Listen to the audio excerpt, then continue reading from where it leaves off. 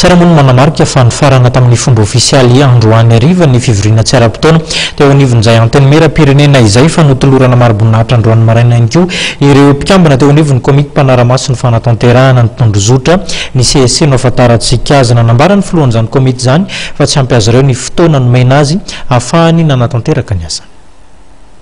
Mpikambana 520 teo anivon'ny komity misahana amin'ny fanaraha-maso ny fanatanterahana ny tondrozotra na ny CSC no nitolorana maro-boninahitra androany maraina teny mpanorama Andriano Arivo no ireo asa nataon'izy ireo ho an'ny firenena. Nandritra ny lahateny taona dia nanazava ny Dr Perira Solondraibe filohan'ity komity ity fa nahafahana nandroso tamin'ny fifidianana ny asa izay nitanterahan'izy ireo nandritra ny vanim-potoana ny tetezamita.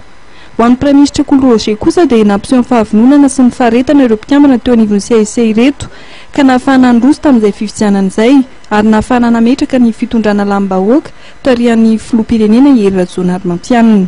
Nisy ihany koa ireo teboka mbola tsy tanteraka raha ho an'ny fanatanterahana ny tondrozotra. Ny milaza hoe nahafapo dia sarotra ihany fa marakariva moa dia ny olo mandraikitra ny firenena rehetra dia mahatsiaro fa misy tokony natao bebe kokoa tsaratsara kokoa fa voafetra ny fotoana ary voafetra koa ny fitaovana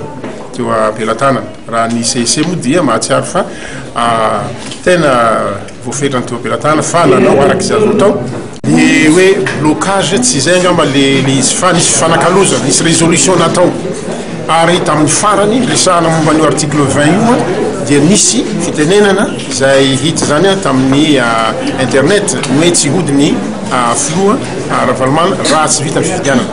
ary tsy nisy filazana hoe tsy marina iny tsy sy démenti zany tamin'iny dia teo ny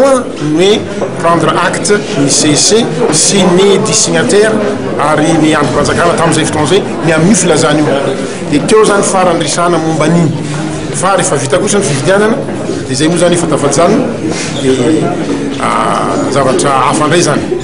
Herintaona sy valovolana no niasan'ny CSC taorian'ny fanaovan-tsonian'ny tondrozotra nataon'ireo vondrona politika folo nandritra ny tetezamita. Nitsahatra ny asan'ity komity taorian'ny fianianan'ny filoham-pirenena Hery Rajaonarymampianina ny 5 Janoary lasa teo.